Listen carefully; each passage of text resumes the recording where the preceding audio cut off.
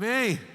Amém, amém. Por favor, abra comigo, acesse o texto bíblico comigo. Em Atos, no capítulo 4. O texto pode ser acompanhado também nas laterais.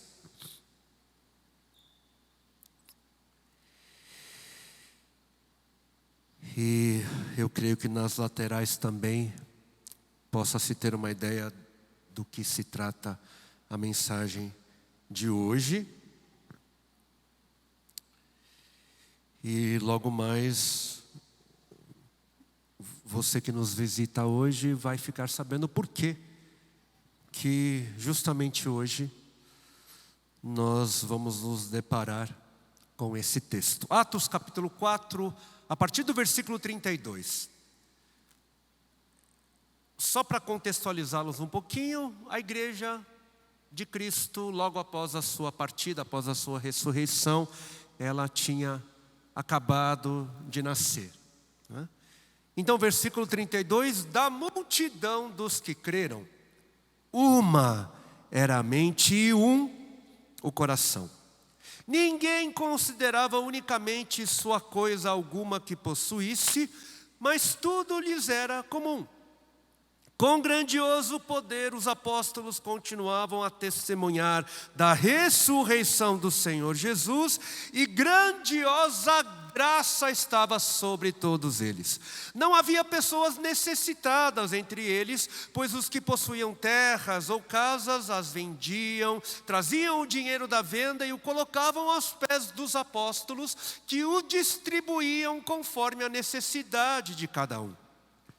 José, um levita de Chipre, a quem os apóstolos deram o nome de Barnabé, que significa encorajador, vendeu um campo que possuía, trouxe o dinheiro e o colocou aos pés dos apóstolos. Um homem chamado Ananias, com Safira, a sua esposa, também vendeu uma propriedade. Com conhecimento da mulher, ele reteve parte do dinheiro para si, mas levou o restante e o depositou aos pés dos apóstolos.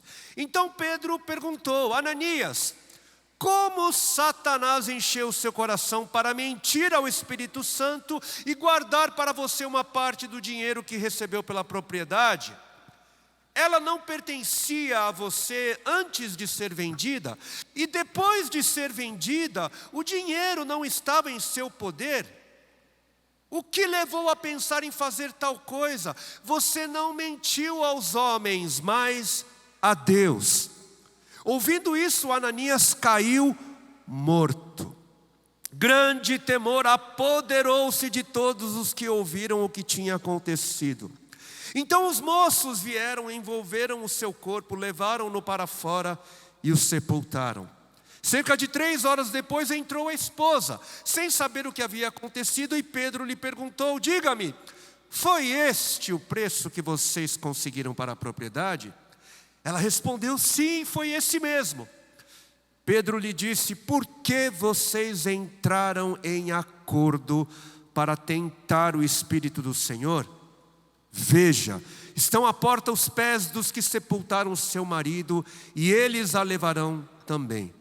Naquele mesmo instante caiu morta aos pés dele.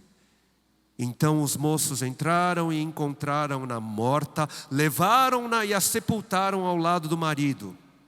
E grande temor apoderou-se de toda a igreja e de todos os que ouviram falar desses acontecimentos. Até aqui. Vamos orar.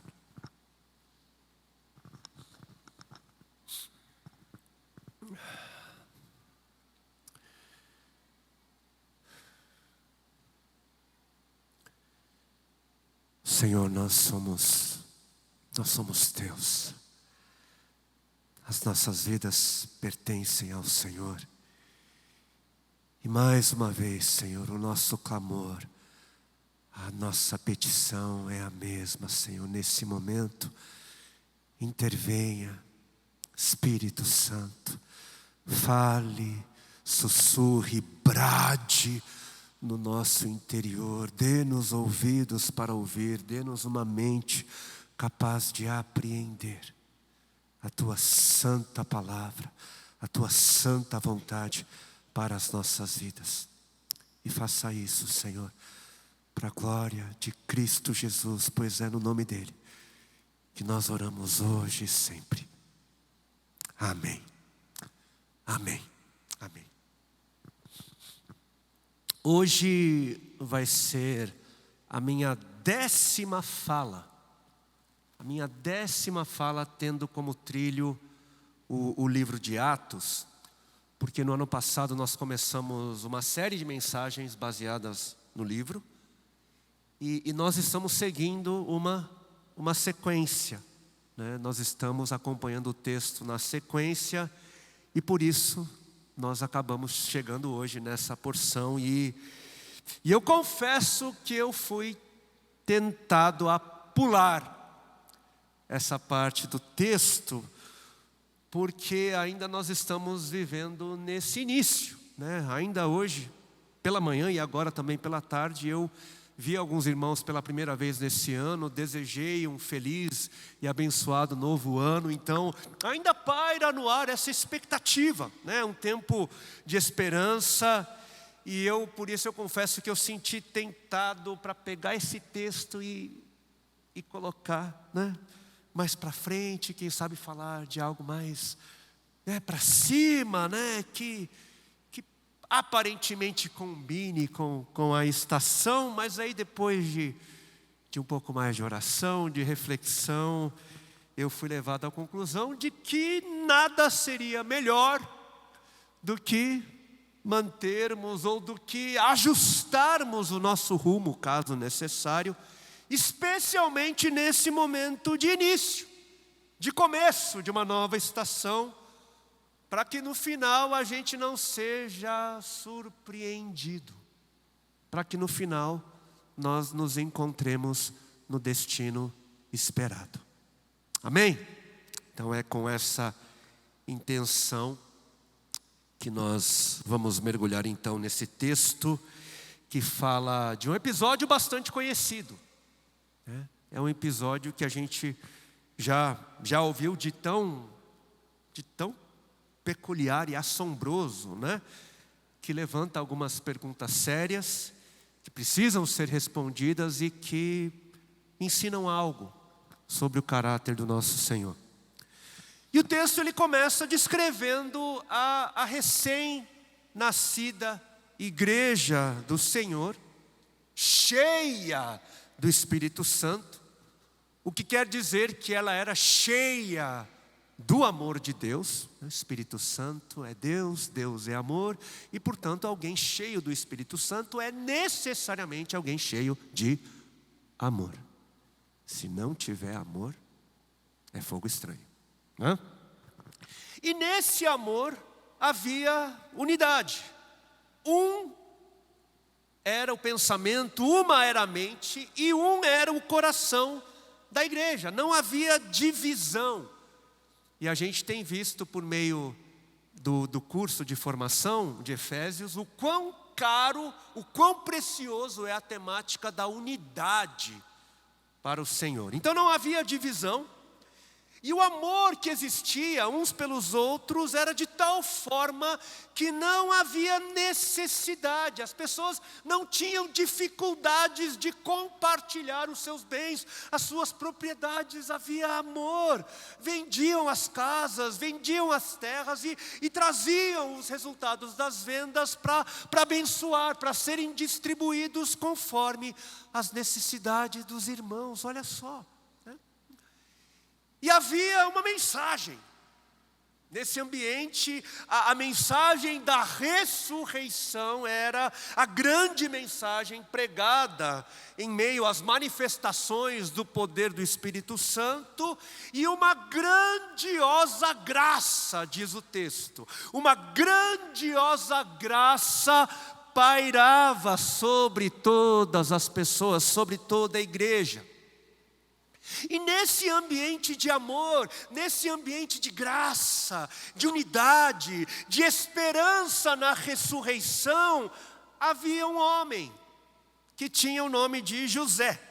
José, Mas por causa do seu caráter, por causa do seu bom testemunho, os apóstolos passaram a chamar ele de Barnabé, deram um novo nome para José. Não, Barnabé, que significa encorajador, que inclusive é um dos apelidos do Espírito Santo. Então Barnabé, esse José, era um homem cheio do Espírito, que também vendeu uma propriedade e trouxe o dinheiro aos pés dos apóstolos.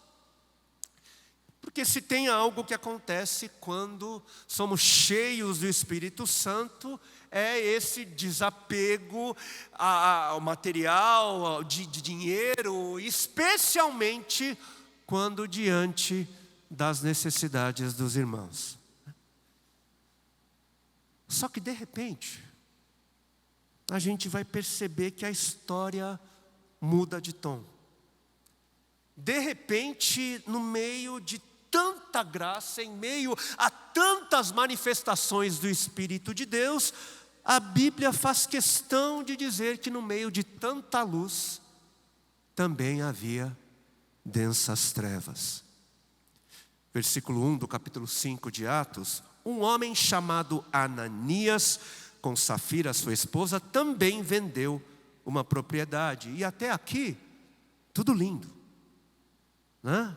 Maravilhoso. Aqui nós vamos ver o quê? O mesmo ato de justiça dos outros irmãos. O mesmo ato de Barnabé também sendo realizado por Ananias e Safira. Mas de repente, algo muda, o inesperado. E inesperado porque mesmo diante de tanta presença de Deus, mesmo diante de tanta fé, de tanto testemunho bom, de tanto amor, tanta graça, o tom da história muda. Porque versículo 2, com o conhecimento da mulher, Ananias reteve parte do dinheiro para si, mas levou o restante e o depositou aos pés dos apóstolos. Esse foi o primeiro pecado registrado na vida dessa recém-nascida igreja em Jerusalém.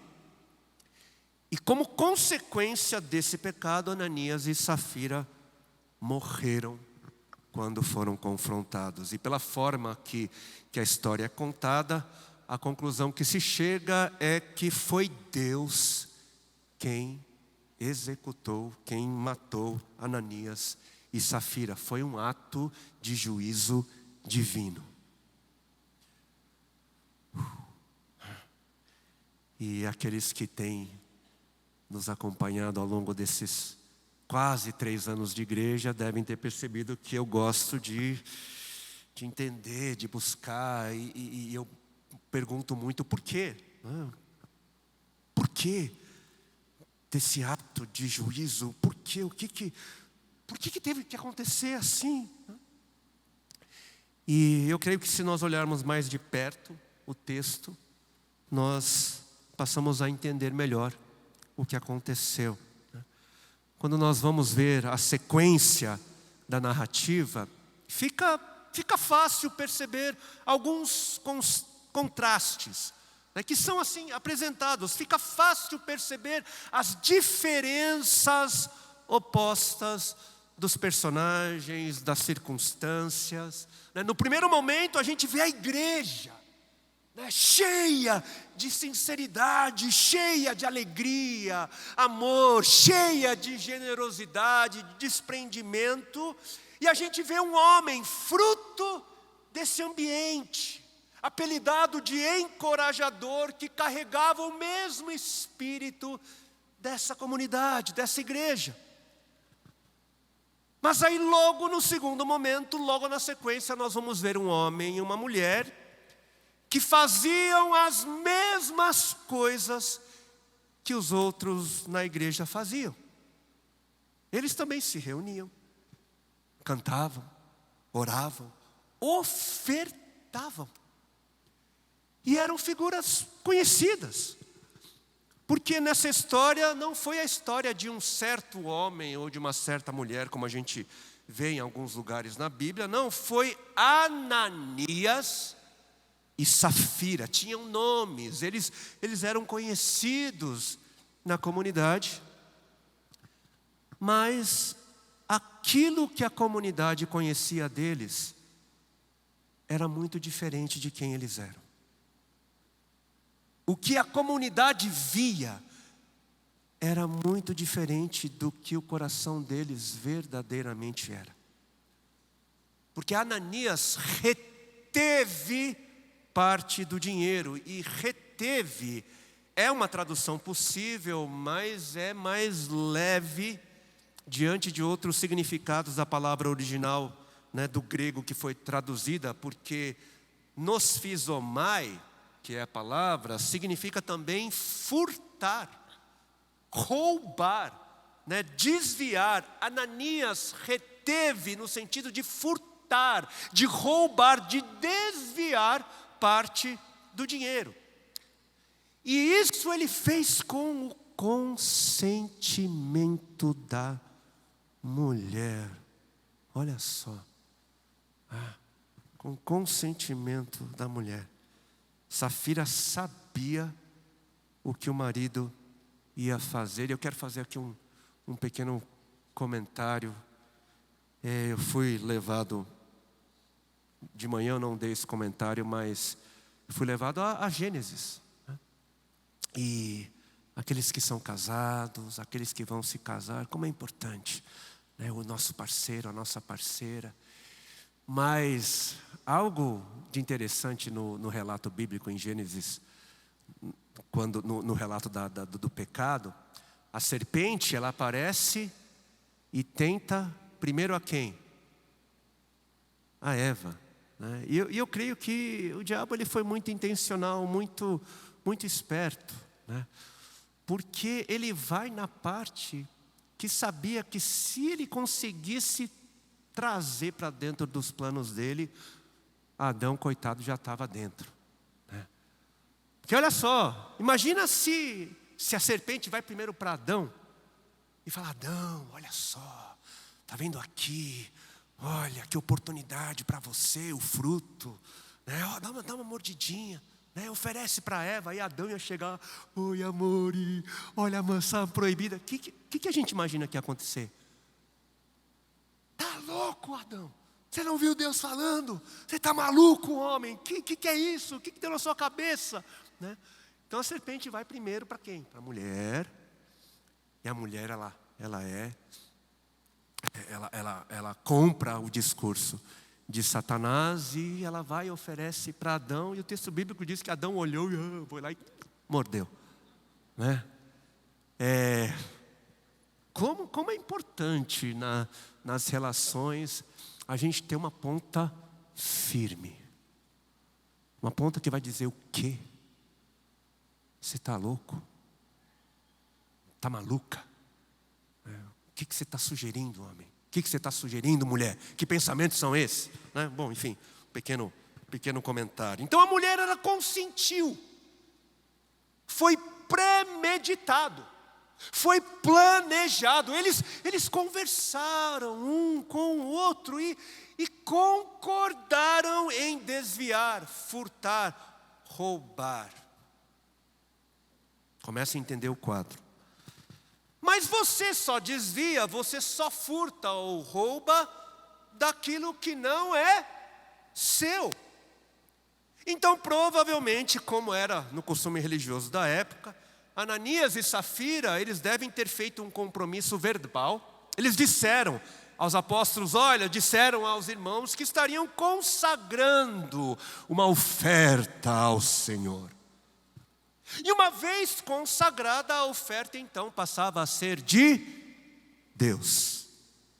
E foi essa oferta consagrada que eles desviaram, que eles furtaram, de forma premeditada, arquitetada, roubaram a Deus.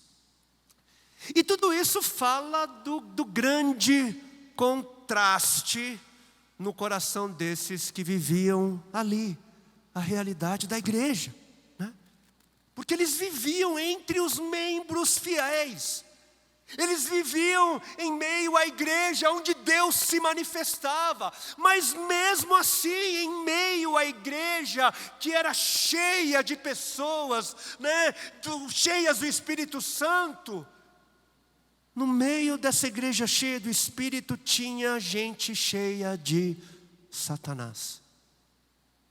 Versículo 3, então Pedro perguntou a Ananias, como Satanás encheu o seu coração para mentir ao Espírito Santo? É a mesma palavra usada sobre o encher-se do Espírito, mas aqui encher, Satanás enche o coração. E percebam o contraste, a diferença.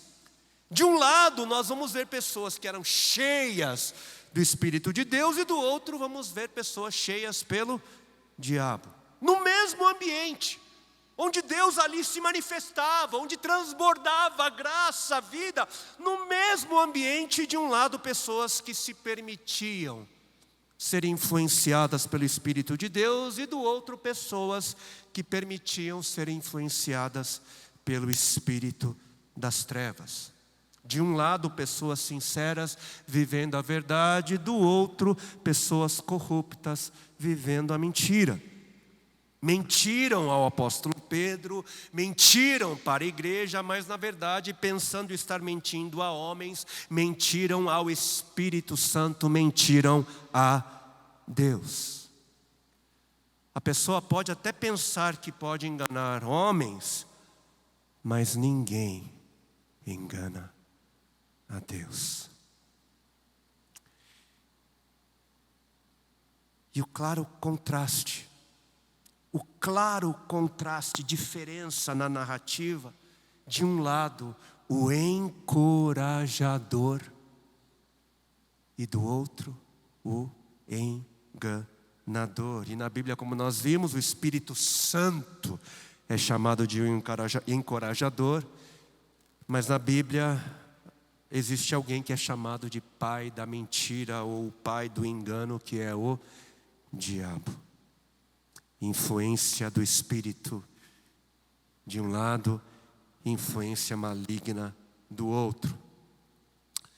E um comentário sobre essa influência, tanto da parte do diabo quanto da parte do espírito.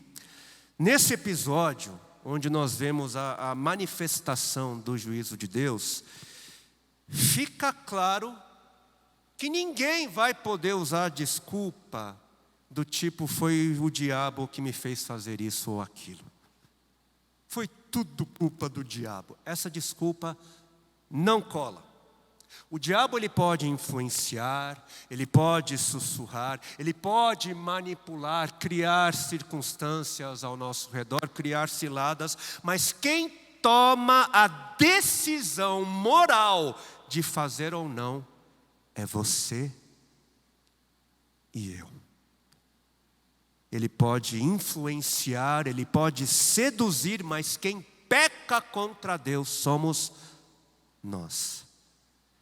Essa desculpa não colou no Éden, não colou em Adão e Eva. Vocês devem se lembrar. O homem e a mulher haviam pecado e Deus então se apresentou e perguntou: Adão, você pecou? E Adão disse o quê? Foi a culpa da mulher que o Senhor me deu. Eva, foi a culpa do diabo, foi a culpa da serpente. Só que a desculpa não colou, porque mesmo assim o juízo de Deus veio. A morte veio sobre os primeiros homens, a primeira humanidade, assim como veio sobre Ananias e Safira. E olhem só a fala do apóstolo Paulo, na versão da Nova Almeida atualizada. Apóstolo Pedro, desculpa, essa mesma fala por meio do apóstolo Pedro. Ananias, por que você permitiu que Satanás enchesse o seu coração para que você mentisse ao Espírito Santo, retendo parte do valor do campo? Por que você permitiu? Por que você deu ouvidos? Por que você se relacionou, alimentou ideias, sentimentos malignos? Por que você alimentou, sonhou com desejos malignos? Vejam só, queridos e queridas, Satanás, ele enche o coração de quem permite. Satanás alimenta a mente de quem deixa que ele coloque ideias sedutoras. Porque foi mais ou menos assim. Ei, Ananias, olha lá. Trocaram o nome de José para Barnabé. Subiu de nível. O título encorajador. Olha lá o homem de Deus ali. Você também é.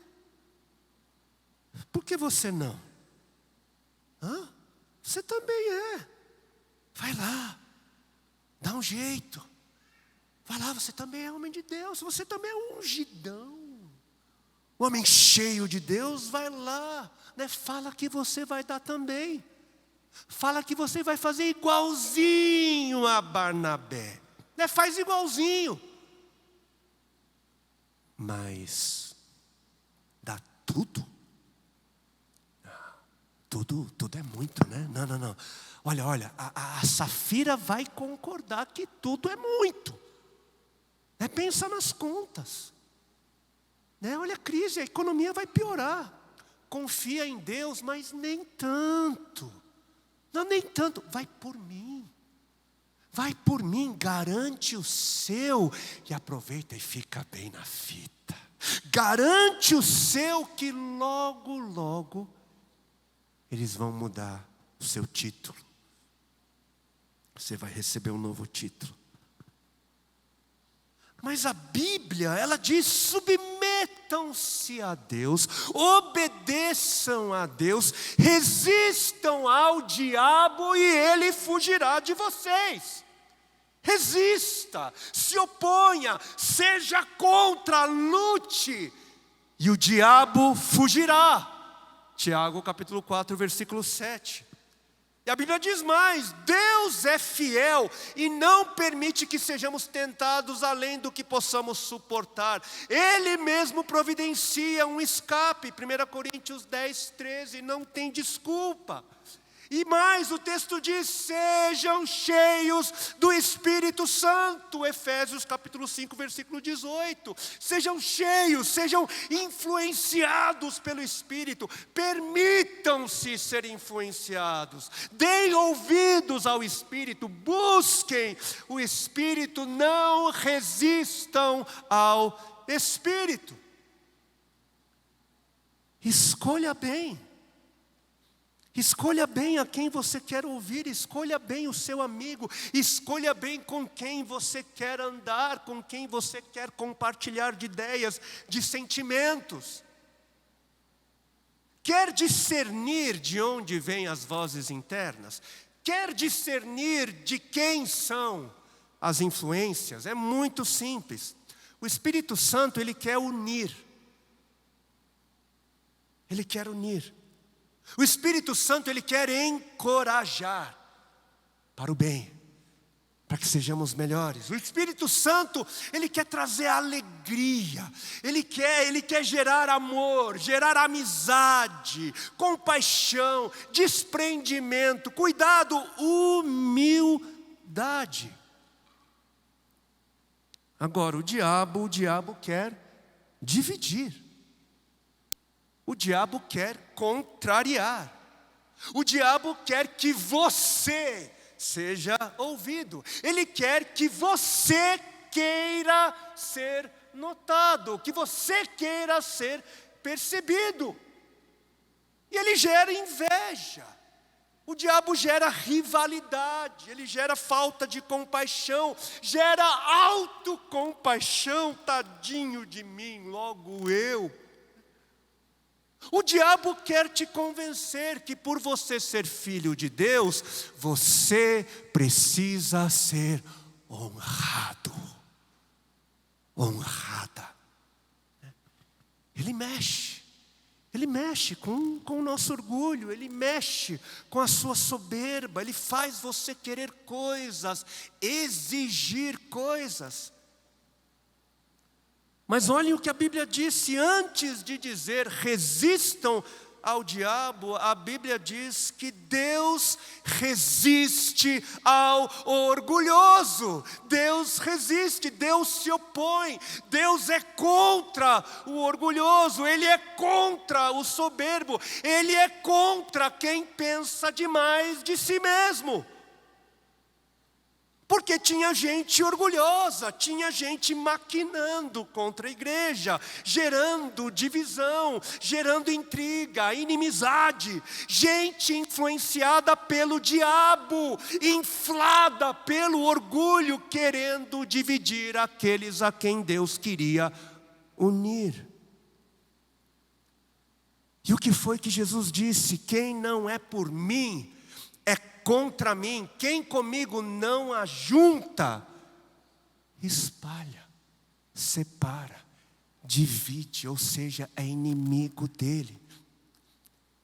Deus, o Senhor, Ele diz: eu resisto ao orgulhoso, eu resisto ao soberbo, me oponho, mas dou graça ao humilde, dou graça ao que se submete. Eu sou gracioso a quem se submete e não pensa demais sobre si, diz o Senhor.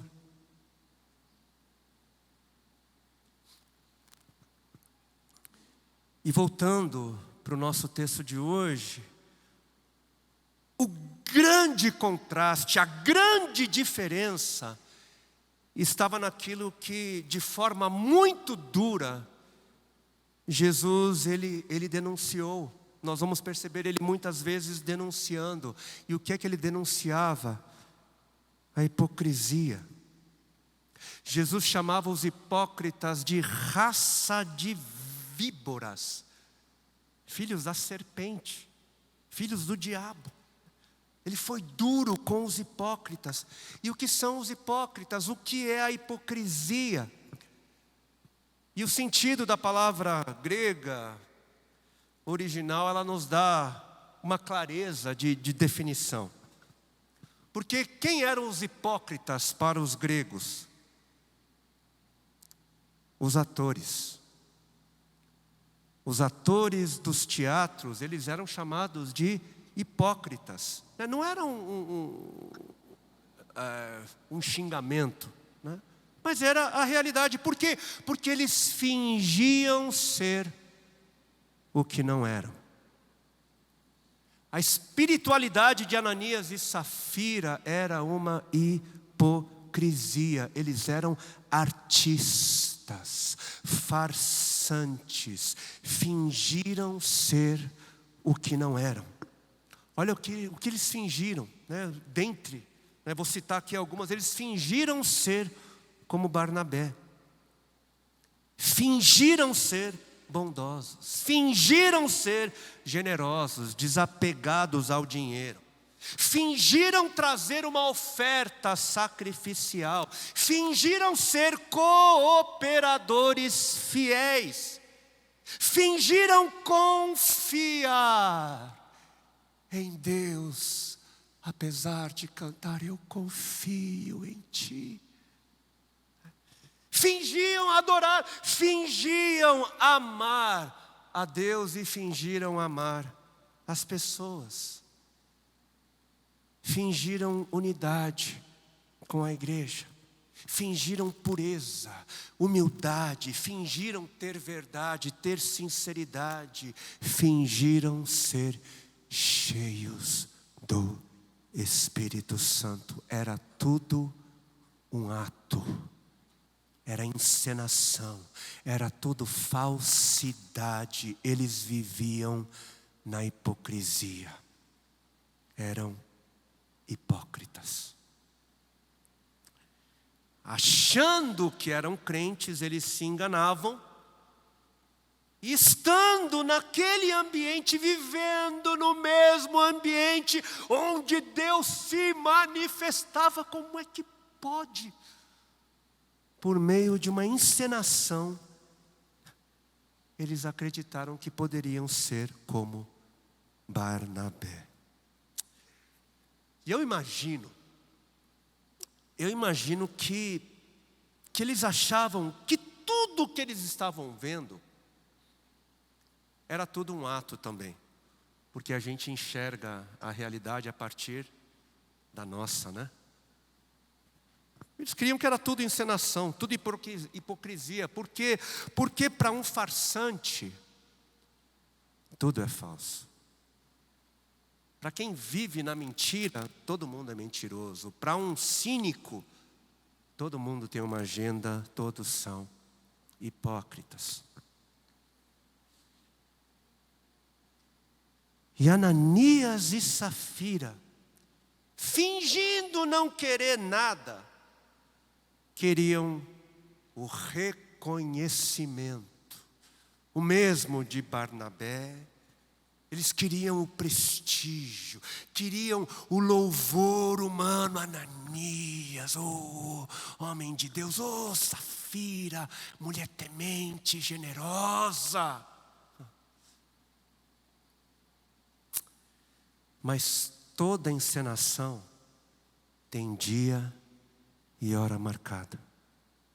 Todo fingimento um dia vem à tona. Toda falsidade, toda mentira tem dia e hora para ser exposta. E isso tem a ver sim com o porquê, com a razão desse juízo de Deus que veio sobre o casal. Porque sim, eles eram farsantes, sim, eles eram enganadores, hipócritas, mas o grande motivo dessa manifestação do juízo de Deus sobre ele, ou sobre o casal, foi para deixar algo muito claro, foi para deixar uma declaração muito clara no coração dessa igreja e no entendimento do mundo. Porque como é que o texto de hoje, a nossa porção termina, versículo 11, grande temor apoderou-se de toda a igreja e de todos os que ouviram falar desses acontecimentos. Grande temor. O motivo do juízo que veio sobre Ananias e Safira foi para que o temor do Senhor se instalasse no coração da igreja e no coração das pessoas de fora da igreja. É por isso que esse episódio está ali registrado no início do surgimento da igreja, dessa história do surgimento da igreja. Algo precisava ficar muito claro. Algo muito claro no coração dessa igreja que estava nascendo e que estava experimentando tanta graça, tanto amor, tantos sinais, maravilhas. Mas apesar de tudo, o povo não poderia perder a noção. O povo não poderia deixar de ver quem Deus era, quem Ele é e quem Ele haverá de ser de eternidade em eternidade.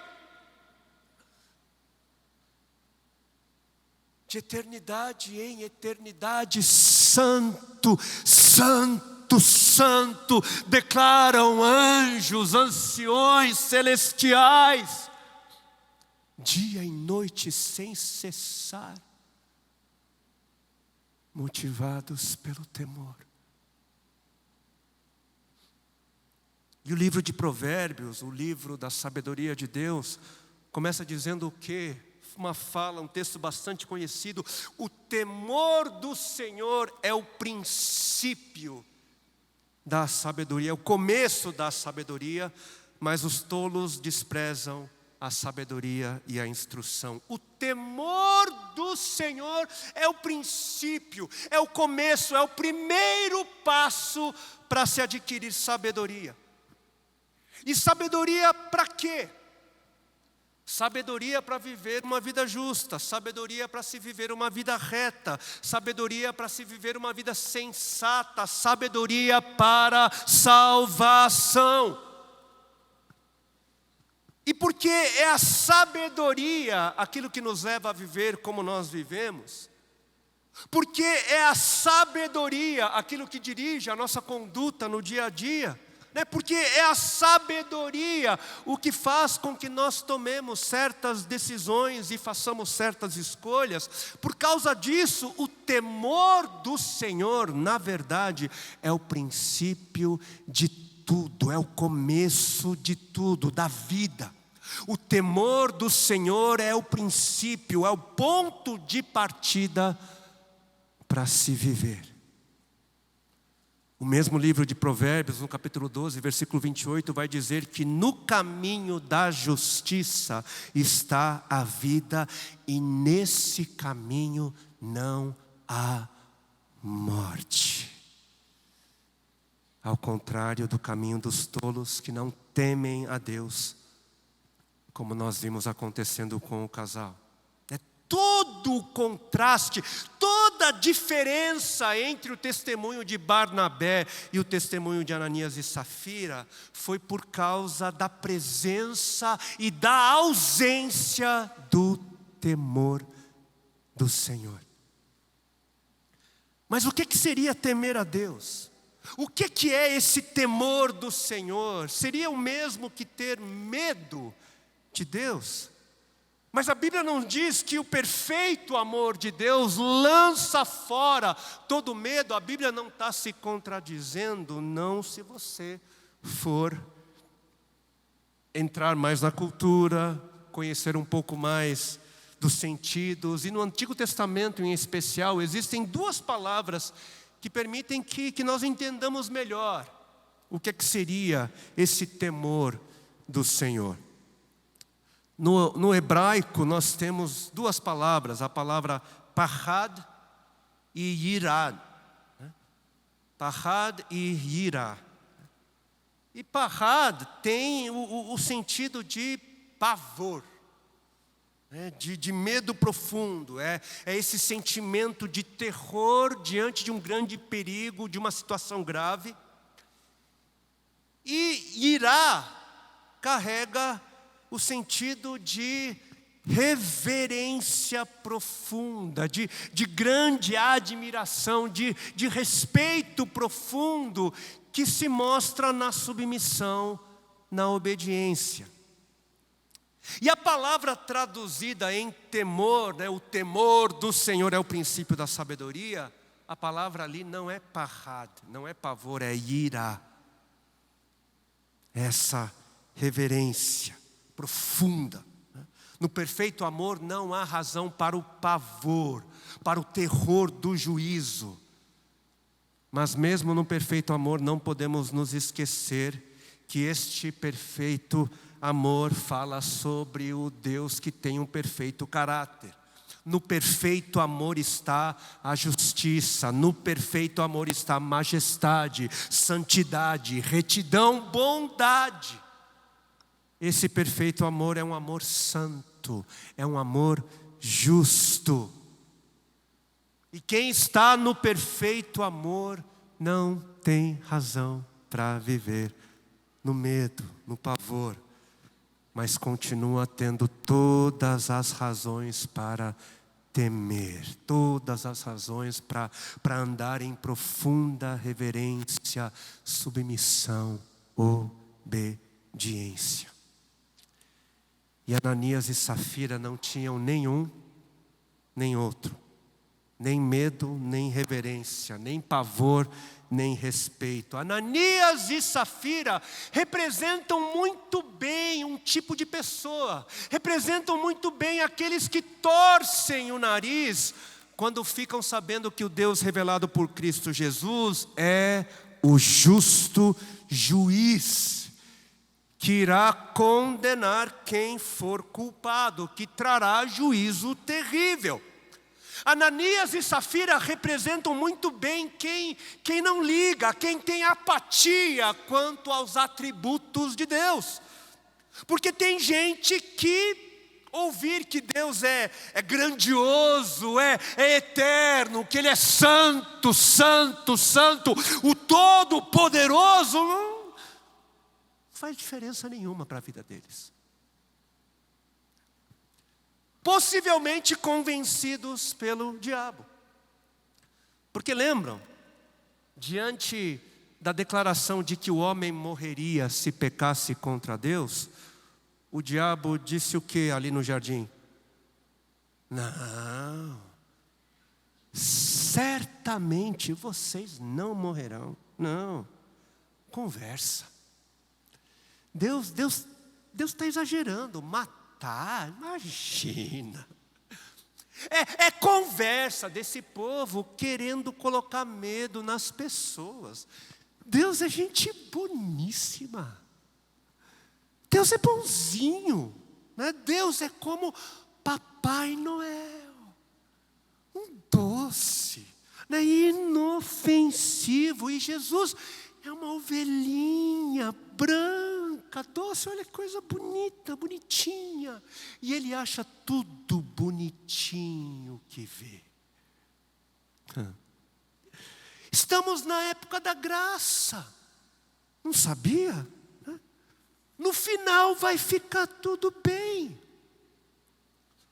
E convencidas por essas vozes, existem pessoas que se sentem ofendidas ao ouvirem sobre a santidade de Deus, a majestade de Deus, o juízo de Deus. Para algumas pessoas, Deus não pode pensar que é Deus. Onde é que já se viu Deus achar que pode julgar? Onde é que já se viu Deus achar que pode matar seres humanos porque pecaram? Conversa! É Deus condenar o pecador? Conversa. Deus é amor. Deus é bom. Deus é graça. Mas se Deus é amor, Ele precisa também ser o Deus da ira. Ele precisa necessariamente ser o Deus do ódio.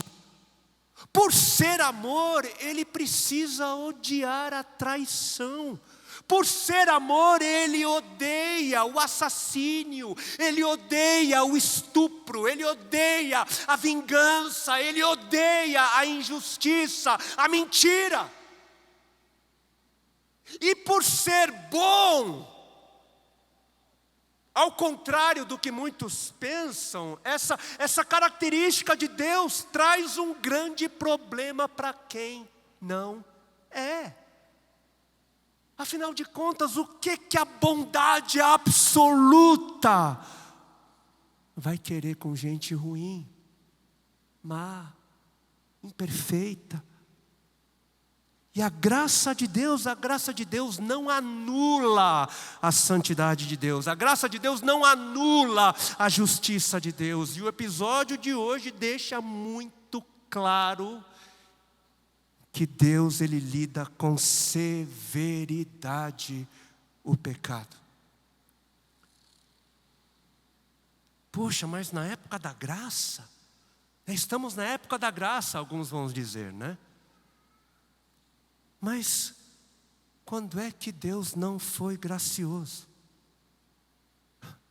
Ele é o mesmo ontem, hoje, sempre, de eternidade em eternidade.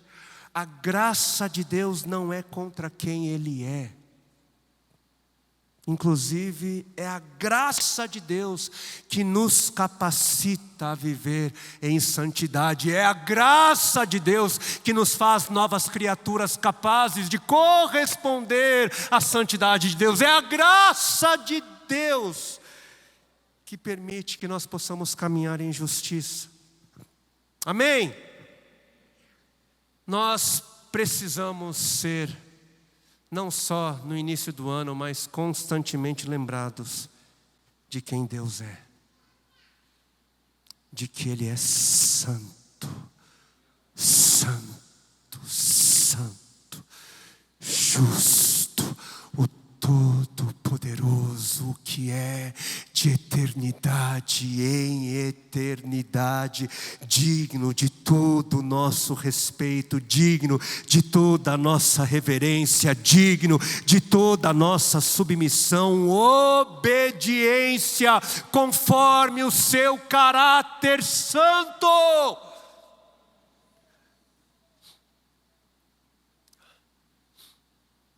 Precisamos ser lembrados hoje e sempre, acerca de quem Ele é, para não esquecermos. Amém? Vamos orar.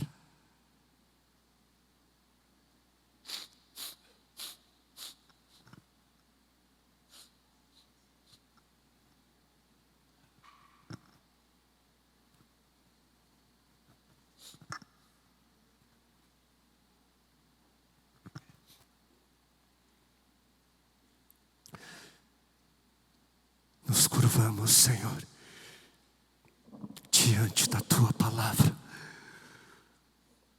porque sabemos, Senhor, que o homem nada pode esconder da Tua ciência, o homem nada pode esconder do Seu olhar. E diante do que foi dito, diante da Tua realidade eterna, diante da Tua santidade, Senhor, nos curvamos e clamamos, Senhor.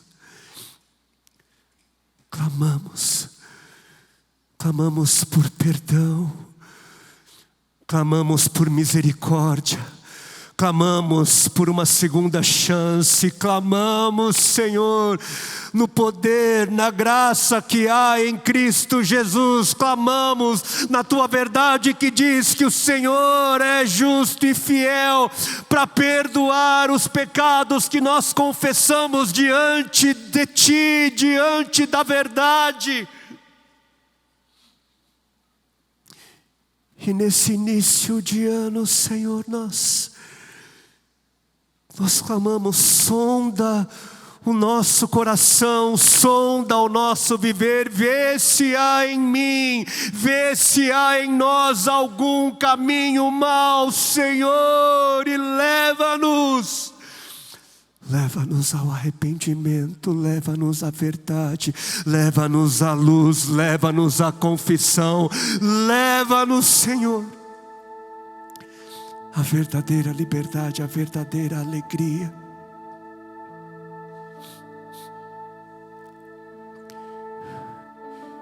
Se há algum fingimento, se não temos sido verdadeiros, Senhor, uns para com os outros, se não somos uma expressão de verdade, Senhor, mesmo em nossas imperfeições, porque nós somos imperfeitos e o Senhor é aquele que nos chama para confessarmos os nossos pecados uns para os outros, porque nesse ambiente de confissão há cura, existe cura, existe edificação quando caminhamos na verdade. Ele vê, Ele vê, Ele vê, Ele vê.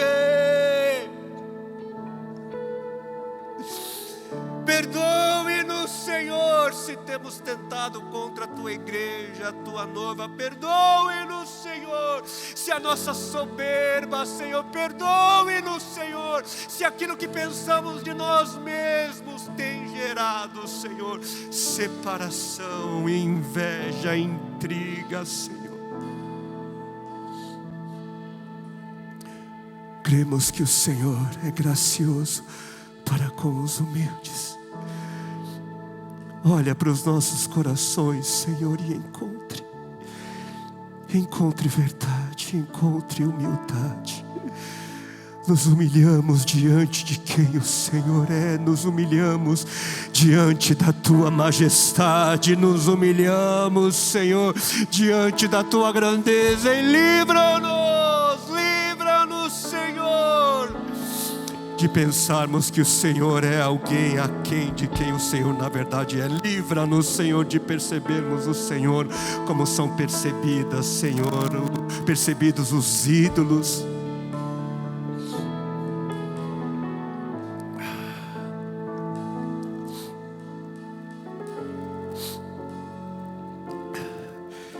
E diante de quem o Senhor é, nós Somos gratos, Senhor, porque não precisamos ter medo. Não precisamos, aqueles que estão no Senhor não precisam ter medo. Por quê? Porque na cruz, naquele dia, no nosso lugar, todo ódio, toda a ira foi derramada, toda a justiça de Deus derramada sobre o seu Cordeiro, sobre o Cordeiro de Deus, sobre o seu Filho, para que a justiça não tivesse que ser sobre nós. O teu Filho, o justo, o santo, o bondoso, Ele recebeu todo juízo no nosso lugar. E por isso hoje não há mais razão, não há condenação para aqueles que estão em Cristo Jesus. Não há esperança, há perdão, há possibilidade do novo começo. Onde estão aqueles que precisam começar de novo? Onde estão aqueles que dizem: eis-me aqui, Senhor, eis-me aqui, Senhor, nesse início de ano, Senhor, eis-me aqui, o Senhor me conhece, o Senhor sabe, eu entrego, eu abandono, coloco diante do teu altar, para começar de novo. Porque santo, santo, santo, santo, santo, santo, santo é o Senhor. E Ele diz: sejam santos, caminhem na verdade, caminhem na justiça, porque eu sou santo, eu caminho na verdade, eu sou a verdade, eu sou a justiça.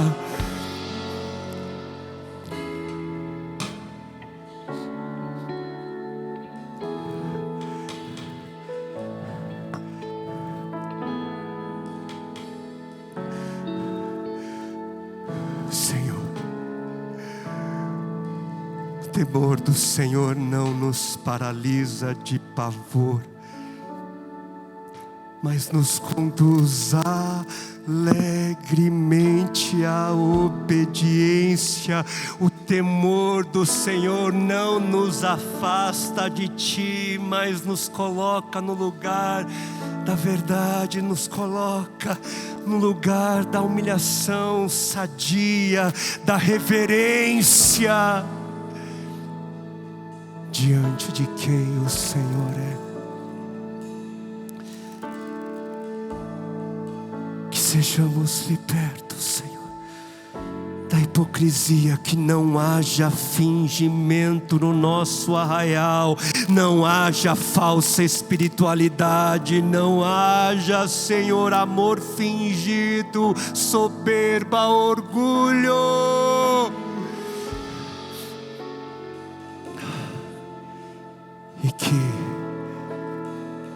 E que o temor do Senhor nos acompanhe não somente nesse novo ano, mas em toda a nossa jornada cristã, Senhor, em todo o nosso viver, e que nós possamos experimentar como igreja, que nós possamos também, debaixo da Tua realidade, experimentar grandiosa graça, transbordante graça, para vivermos em unidade, em cooperação, em submissão, em obediência. Obrigado, Senhor, pela misericórdia, obrigado pela compaixão que nos traz a esse lugar, mesmo afligidos por quem o Senhor é, ao mesmo tempo seguros em quem o Senhor é, terrivelmente santo, terrivelmente gracioso, justo. que na realidade da tua graça, que na realidade do teu amor, e que na realidade da tua presença, Espírito Santo, nós possamos seguir vivendo em mais uma semana, em mais um ano, em mais uma estação, em teu nome, para a tua glória. E a tua igreja diz: amém, amém, amém, amém.